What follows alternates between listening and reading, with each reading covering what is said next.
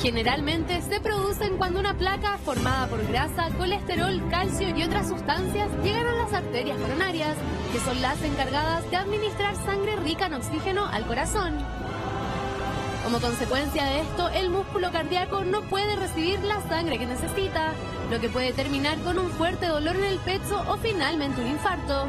Pero no solo eso, con el paso del tiempo, las enfermedades arteriales pueden llegar a causar insuficiencia cardíaca y arritmias.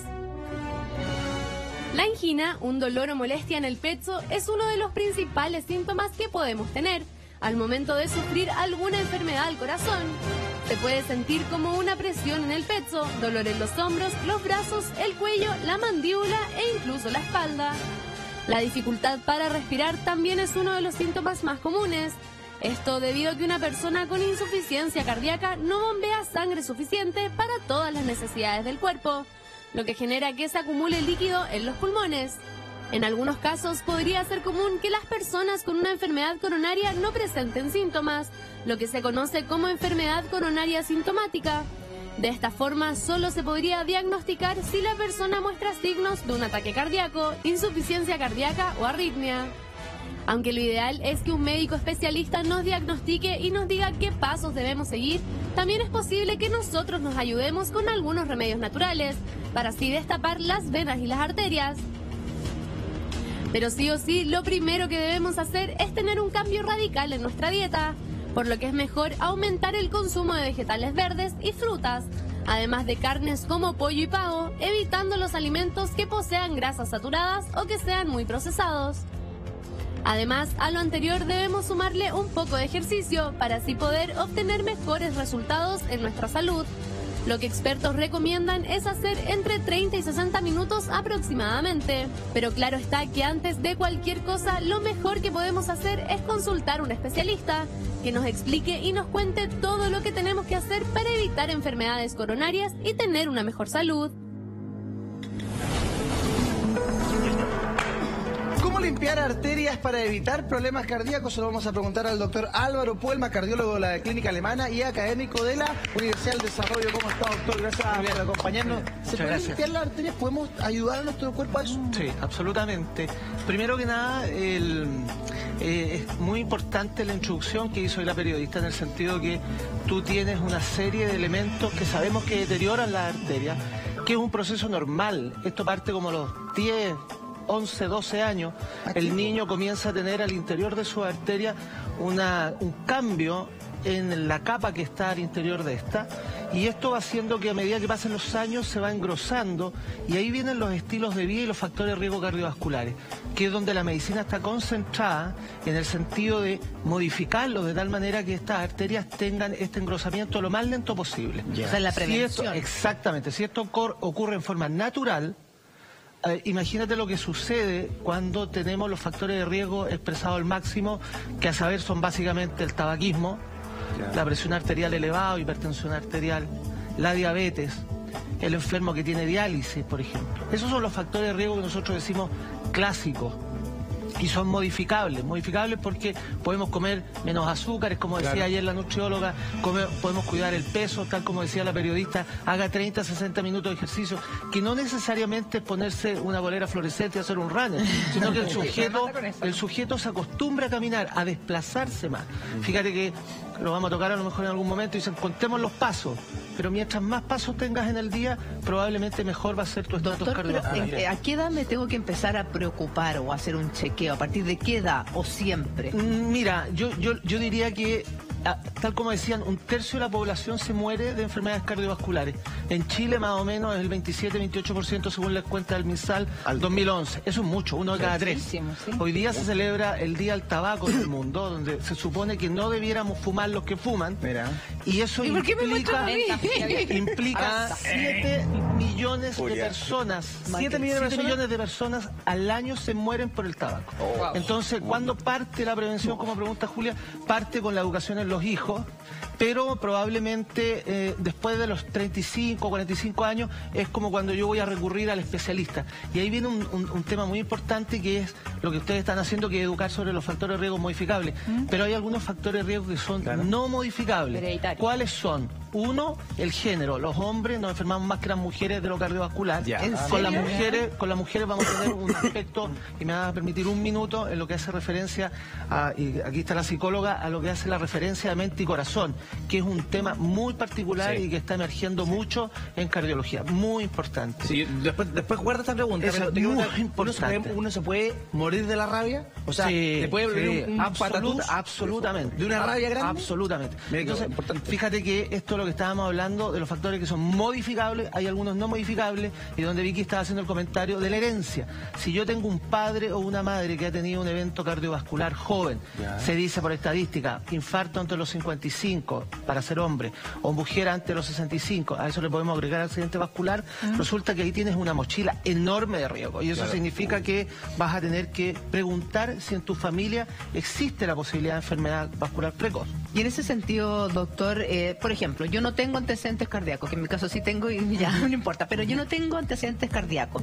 ¿Cómo puedo prevenir que se tapen estas arterias, que se engruesen a través de la alimentación? ¿Qué tengo que dejar y qué tengo que comer, por ejemplo, para poder mejorar? Mira, básicamente reducción en el consumo de grasa saturada, todas aquellas cosas que nos hacen más sabrosa muchas veces la comida, pero hay que reducirla. ¿Cuáles son las grasas saturadas? La grasa saturada, para la comprensión más fácil, son todas aquellas grasas que requieren un proceso largo de cocción. Cuando tú te vas a hacer un bistec, por ejemplo, y lo adobas, le pones, qué sé yo, pancito, lo fríes, ahí vas teniendo un proceso en que la grasa se va deteriorando su estructura y es una grasa frituras, la fritura debiera, no siempre, pero probablemente gravitante. Pero por ejemplo, fritura fuera, comida chatarra fuera. Absolutamente, porque son aceites que están en un proceso largo de cocción. La gente trata de optimizar el recurso cuando está vendiendo una comida, y la comida rápida tú no ves que constantemente estén cambiando el aceite, cosa que sí hacemos habitualmente en la casa. Recuerden una cosa que no sé si a ustedes les tocó ver, yo soy un poquito más viejo que ustedes, durante algunos momentos en la vida de las personas en la antigüedad se guardaba la grasa, y tú mirabas, y bueno, esa es una grasa saturada que va a entrar y va a activar la forma mala del colesterol, que se llama colesterol LDL. Ese colesterol, uno, lo producimos, y dos, lo consumimos. Por lo tanto, tienes que bajar un poquito la ingesta de esta grasa. Entonces, ni frituras, ni comida chatarra, tratar de eliminar los elementos procesados. Absolutamente. Y lo otro, Julia, los azúcares. El azúcar. Y ese es qué comemos, Doc? otro. Ahora, pero no hay que mirar el lado vacío, hay que ver el lado lleno. Probablemente uno puede comerlo, pero tienes que tratar de tener tus porciones regular. Fíjate que hoy día en un diario de circulación nacional hacen y ponen una advertencia en relación a lo de edulcorante. Está apareciendo muy fuerte que el edulcorante artificial, cualquiera este sea, desde la sacarina hasta las aspartame, cualquiera.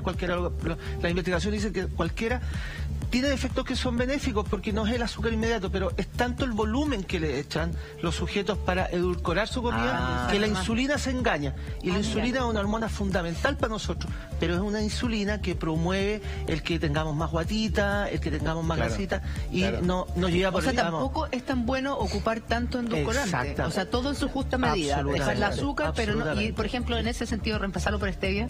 Puede ser una alternativa, es muy decidor eso, porque en el fondo, además, parte en los hábitos. Lo que tú comentabas a propósito de los párvulos y la educación en el parvulario, no sé si ustedes se recuerdan cuando éramos niños, terminábamos una carrera y nos daban una botella de Coca-Cola, una Fanta, entonces era saciar la sed con algo dulce. ¿Por qué no comenzamos el hábito del niño decirle, no, es agua?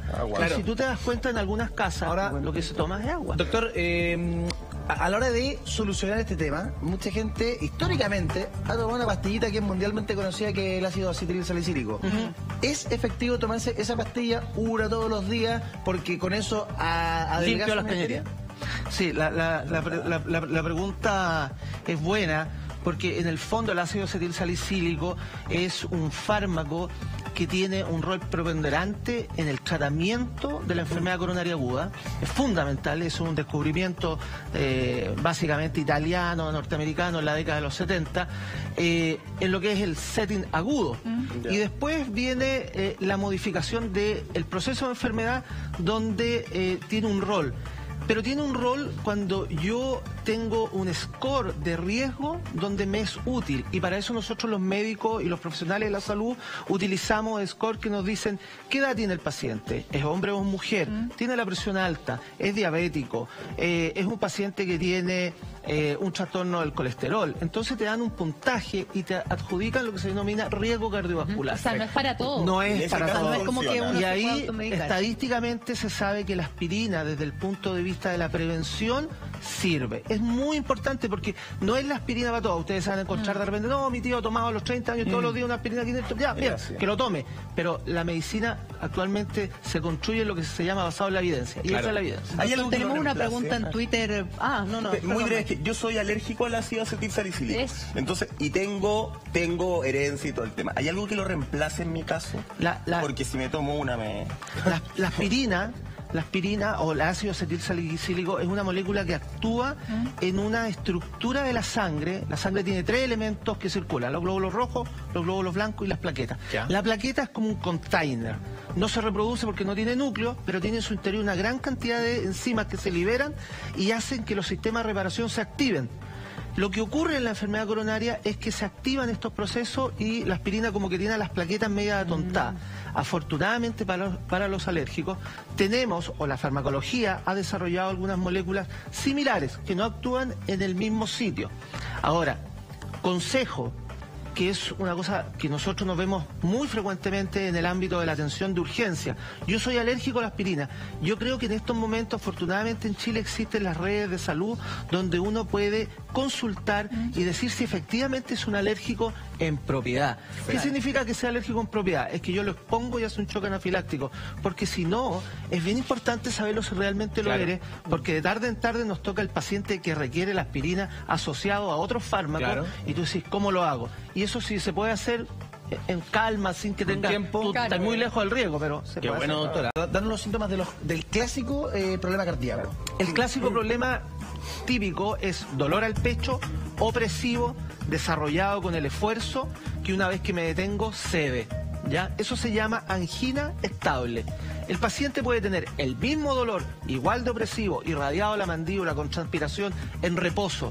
Eso se llama angina inestable. Puede ser descansando, puede ser ni siquiera en actividad absolutamente. física. Y probablemente eso exige más premura en la consulta, porque no hubo ninguna necesidad de Claro, estrés un estímulo. y hace el dolor. Opresivo es que te cueste respirar, que uno intente y no... Los pacientes dicen, Vicky, pero nunca tenerlo, es una sensación de que te están apretando en una prensa. El pecho. Obvio. Claro. Es un dolor importante, es una sensación como que algo me pasa, me falta el aire Como que y se tal como tú siente, decías, ¿no? se comienza a ir. Bueno, la descripción que nosotros le hacemos a los alumnos y ponemos en la diapositiva es un elefante sentado en el pecho. Ah, ya, Pero claro. cierto, Gráfico. Twitter, perdón, Eso es real. la tuitera que nos escribió antes hablaba de un dolor de mandíbula. ¿Es atribuible también Así es. a...? Y eso tiene que ver un poco con nuestra embriología. Cuando nosotros somos embrión y fetito, estamos doblados, ¿no es cierto?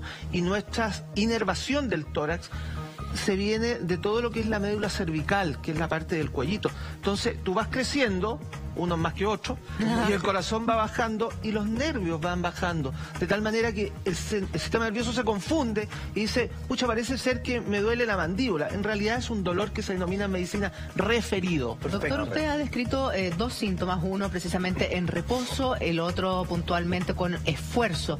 Pero, ¿qué pasa? Porque hay gente que dice que le empieza a doler el brazo izquierdo primero, que es el brazo, o sea, no sienten al tiro la opresión. ¿También tienen que ir a consultar de inmediato? Probablemente. Lo que pasa es que está el tema de lo que es típico. Lamentablemente en la medicina, y uso un segundo de esto para transmitirle a la comunidad, nosotros no nos movemos entre el 0 y el 1, nos movemos entre el 0, el 1 y el infinito, en el sentido que hay tanta variable, por lo tanto tú tienes algunas condicionantes que te dicen probablemente puede ser un equivalente anginoso, es decir, el paciente no tiene la angina típica, el dolor opresivo, pero tiene una sensación en la parte interna del brazo o la mandíbula o algunas muelas. ¿El brazo duele? Es más bien sensación de dolor, lo describen los pacientes, como una sensación rara. Pero que no se pasa. Que no es se pasa, constante. y uno está ahí en eso.